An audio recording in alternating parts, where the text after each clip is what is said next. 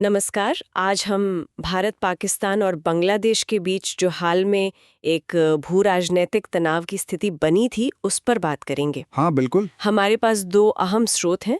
एक तो अखबार की रिपोर्ट है और दूसरा एक ऑनलाइन विश्लेषण।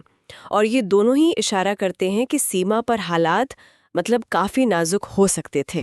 बात हो रही है बांग्लादेश के अंतरिम सरकार के प्रमुख मोहम्मद यूनुस और एक रिटायर्ड सैन्य अधिकारी हैं मेजर जनरल फजलुर रहमान। हाँ, ALM फजलुर रहमान। हाँ, उनसे जुड़े कुछ गंभीर आरोप हैं।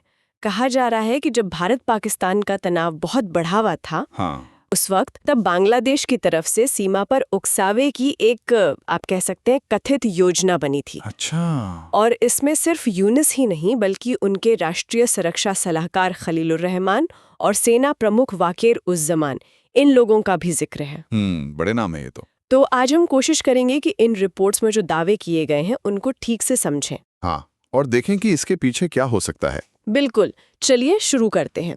तो पहले टाइम्स ऑफ इंडिया की रिपोर्ट देखते हैं। हाँ। इसमें मेजर जनरल रहमान का एक सोशल मीडिया पोस्ट है। हाँ, वो मैंने भी देखा था। उसमें उन्होंने कथित तौर पर ये कहा कि अगर भारत पाकिस्तान पर हमला करता है, हाँ। तो बांग्लादेश को भारत के जो पूर्वोत्तर राज्य हैं उन पर कब्जा कर लेना चाहिए। अरे बाप रे, ये तो बहुत ही भड़काऊ बयान है। और सिर्फ इतना ही नहीं, उन्होंने चीन के साथ एक सैन्य गठबंधन का सुझाव भी दिया। अच्छा, चीन के साथ भी? हाँ, और दिलचस्प बात यह है कि ये सब यूनुस की चीन यात्रा के ठीक बाद हुआ, जहां रिपोर्ट्स के मुताबिक यूनुस ने पूर्वोत्तर भारत की वो लैंडलॉक्ड स्थिति, समुद्र तक सीधी पहुंच न होने का जिक्र करते हुए चीनी निवेश की बात की थी। अच्छा, तो ये कनेक्शन देखा जा रहा है। हाँ, और टाइमिंग देखिए, ये सब तद हो रहा था जब पहलगाम हमले के बाद भारत पाकिस्तान टेंशन वैसे ही बहुत हाई थी। हाँ बिल्कुल, और शेख हसीना के रपने के बाद भारत बांग्लादेश रिश्तों में भी थोड़ी खटास तो आई गई थी। सही बात है। हालांकि बांग्लादेश सरकार ने फौरन ही रहमान के बयान से किनारा कर लिया था,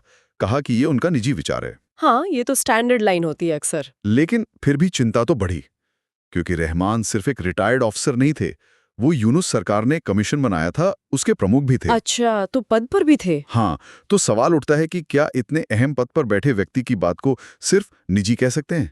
थोड़ा मुश्किल लगता है। बिल्कुल। अच्छा, अब दूसरे विश्लेषण पर आते हैं। ये एक ऑनलाइन चर्चा थी जो स्वराज पत्रिका के पत्रकार है जयदीप मजूमदार, उनके लेख पर आधारित थी। हाँ, मैंने सुना इसके बारे में। आरोप ये है कि जब भारत का पूरा ध्यान पाकिस्तान की तरफ था, उस वक्त यूनुस की लीडरशिप में एक प्लान बना। प्लान ये कि बॉर्डर गार्ड बांग्लादेश यानी BGB, हाँ BGP, वो भारतीय सीमा सुरक्षा बल BSF को उकसाएगी, जानबूझकर। उकसाएगी? कैसे? वजह बताई गई कि जैसे अवैध प्रवासियों को वापस भेजने जैसी जो घटनाएं होती हैं, उनको मुद्दा बनाकर, और पीछे बांग्लादेश सेना का बैकअप रहेगा। अच्छा, एक सोची समझी योजना। ऐसा दावा किया गया है। हाँ, और इसके पीछे कारण क्या बताया गया, क्यों करना चाहते थे ऐसा? दावा ये है कि यूनुस जो थे वो देश का ध्यान अंदरूनी मुश्किलों से हटाना चाहते थे। अच्छा, घरेलू समस्याएं। हाँ, जैसे महंगाई बहुत ज्यादा थी, 10% से ऊपर, अपराध बढ़ रहा था, अर्थव्यवस्था ठीक नहीं चल रही थी, भ्रष्टाचार के आरोप और चुनाव कराने का दबाव भी था। हाँ, वो तो था ही। तो सूत्रों का कहना है कि सोचा ये गया कि भारत के खिलाफ माहौल बनाओ, राष्ट्रवाद जगाओ और अपनी कुर्सी पक्की करो। ये तो क्लासिक डाइवर्जेंट टैक्टिक लगती है। बिल्कुल। अच्छा, इस कथित साजिश के जो मुख्य प्लानर बताए गए हैं, हाँ।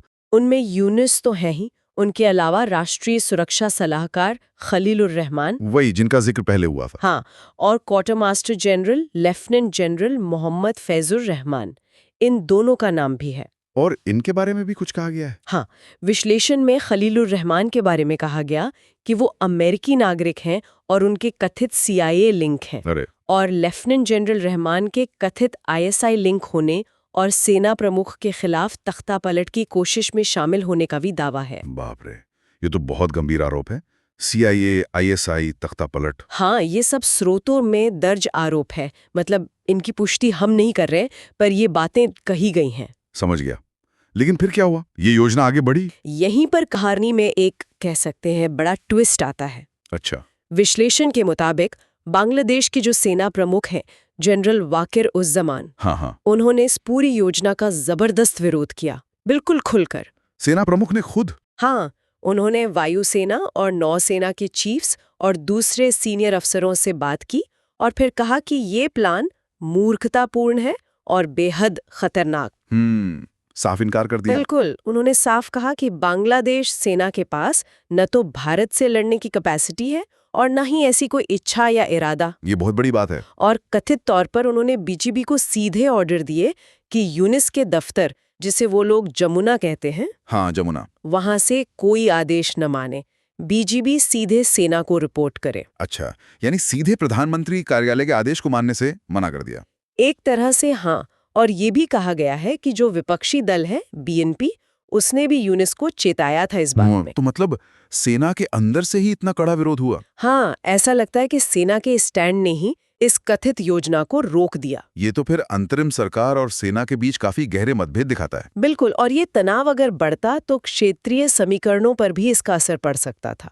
निश्चित रूप से ये दिखाता है कि देश के अंदर जो संस्थाएं हैं उनका आपसी तालमेल कितना जरूरी और कितना नाजुक हो सकता है।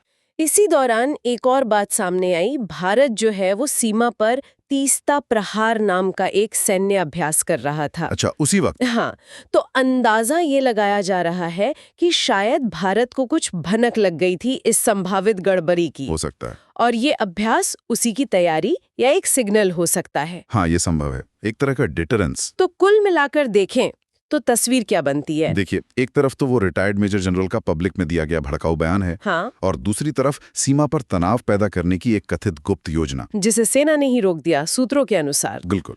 और ये पूरा मामला बांग्लादेश के अंदर सत्ता के समीकरण, पावर स्ट्रगल और जैसा कि स्रोतों में आरोप है, बाहरी ताकतों की भूमिका की तरफ भी इशारा करता है। हाँ, जैसे चीन, पाकिस्तान या अमेरिका से जुड़े किरदारों का कथित प्रभाव, ये सब बातें विश्लेषण में है। हाँ, ये काफी जटिल तस्वीर पेश करता है। तो संक्षेप में अगर कहें तो हमने देखा कि कैसे एक रिटायर्ड अधिकारी के बयान और सीमा पर तनाव भड़काने की एक कथित योजना की रिपोर्ट्स आईं। हाँ, और इन कथित योजनाओं के पीछे घरेलू राजनीतिक वजह बताई गई, ध्यान भटकाना, सत्ता बचाना। और सूत्रों के मुताबिक ये मंसूबे इसलिए कामयाब नहीं हो पाए क्योंकि बांग्लादेशी सेना की टॉप लीडरशिप ने इसका विरोध किया। बिल्कुल, सेना का स्टैंड इसमें निर्णायक रहा, ऐसा लगता है। और हाँ, विश्लेषण में वो बाहरी ताकतों वाली बात भी है, आईएसआई या अमेरिकी प्रभाव। हालांकि ये फिर दोहराना जरूरी है कि ये सिर्फ स्रोतों में किए गए दावे हैं। सही बात है, इनकी स्वतंत्र पुष्टि होनी चाहिए। हाँ, लेकिन ये सवाल जरूर खड़े करते हैं कि क्या क्षेत्रीय तनावों के पीछे कुछ ऐसे गहरे, जटिल पहलू भी काम कर रहे होते हैं जो हमें ऊपर से दिखाई नहीं देते हैं। बिल्कुल, और ये पूरा घटनाक्रम इस बात पर भी सोचने को मजबूर करता है कि किसी देश के अंदर उसकी अपनी संस्थाओं के बीच, जैसे यहाँ अंतरिम सरकार और सेना के बीच, अगर शक्ति संतुलन बिगड़ता है या तनाव पैदा होता है, हाँ। तो उसका असर पड़ोसी देशों के साथ रिश्तों पर और पूरे क्षेत्र की स्थिरता पर कितना गहरा पड़ सकता है। बहुत सही कहा, ये एक बहुत अहम पहलू है जिस पर आगे भी नजर रखनी होगी। निश्चित रूप से। If you enjoy the video, don't forget to like, share it with your friends, and subscribe for more awesome content.